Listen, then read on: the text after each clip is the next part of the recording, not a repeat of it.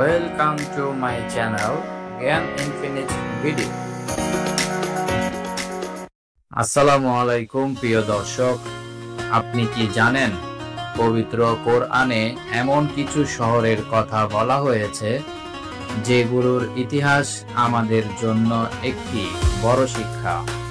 কোন শহর আল্লাহর রহমতের নিদর্শন, আবার কোন শহর ধ্বংস হয়েছে তাদের পাপ ও অন্যায়ের কারণে।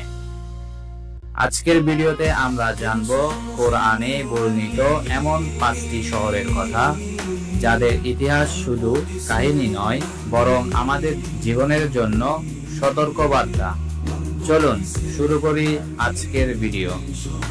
1. মক্কা। মক্কা হলো ইসলাম ধর্মের পবিত্রতম শহর। এখানেই কাবা শরীফ অবস্থিত, যা পৃথিবীর প্রথম ঘর হিসেবে কোরআনে উল্লেখ আছে। আল্লাহ বলেন, নিশ্চয়ই সর্বপ্রথম ঘর যা মানুষের জন্য স্থাপিত হয়েছে তা হলো বাক্কা, বরকতময় এবং সমস্ত জগতের জন্য হেদায়েত। মক্কা শুধু একটি শহর নয়, এটি তাওহীদের কেন্দ্র। 2. মদিনা।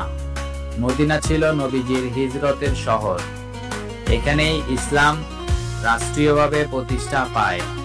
আল্লাহ কোরআনে বলেন, তারা বলে, যদি আমরা মদিনায় ফিরে যাই। মদিনা মানেই শান্তি, ভালোবাসা আর ইসলামী ইতিহাসের গুরুত্বপূর্ণ অধ্যায়। 3. সাদুম ও আমরা।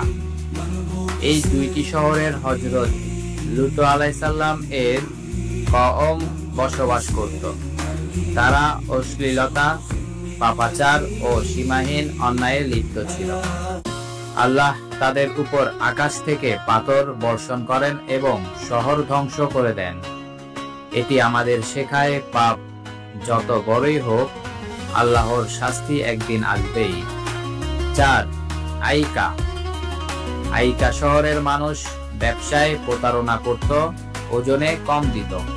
হযরত শুআইব আলাইহিস সালাম তাদের সতর্ক করেছিলেন, কিন্তু তারা শোনেনি।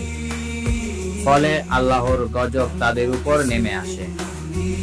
এই শহরের ইতিহাস আমাদের সতর্ক করে দেয়, অন্যায় করে কেউ রক্ষা পায় না। 5. ইরাম। ইরাম শহরে বসবাস করত হযরত হুদ আলাইহিস সালাম এর কওম আদ জাতি। তারা বিশাল প্রাসাদ বানাতো, গর্ব করত তাদের শক্তি নিয়ে। তারা বলতো, আমাদের মতো কে আছে। অহংকারের কারণে আল্লাহ তাদের ধ্বংস করে দেন। কোরআনে বলা হয়েছে, ইরাম স্তম্ভ বিশিষ্ট, যার সমতুল্য কোন নগরী পৃথিবীতে নির্মিত হয়নি। শেষ কথা, ভাই ও বোনেরা, এই শহরগুলোর ইতিহাস শুধু অতীত নয়, এগুলো আমাদের জন্য আয়না। মক্কা ও মদিনা আমাদেরকে সঠিক পথে চলার অনুপ্রেরণা দেয়, আর সাদুম, আইকা ও ইরামের ইতিহাস আমাদের সতর্ক করে দেয় গুনাহ থেকে। আসুন আমরা আল্লাহর হেদায়েতের পথে চলি, কোরআনের শিক্ষাগুলো নিজের জীবনের বাস্তবায়ন করি। আপনাদের ভালো লেগে থাকলে ভিডিওটি লাইক দিন, বন্ধুদের সঙ্গে শেয়ার করুন এবং আমাদের চ্যানেল জ্ঞান ইনফিনিট ভিডিওতে সাবস্ক্রাইব করতে ভুলবেন না। ধন্যবাদ সবাইকে। আল্লাহ আমাদের হেফাজত করুন। আমিন।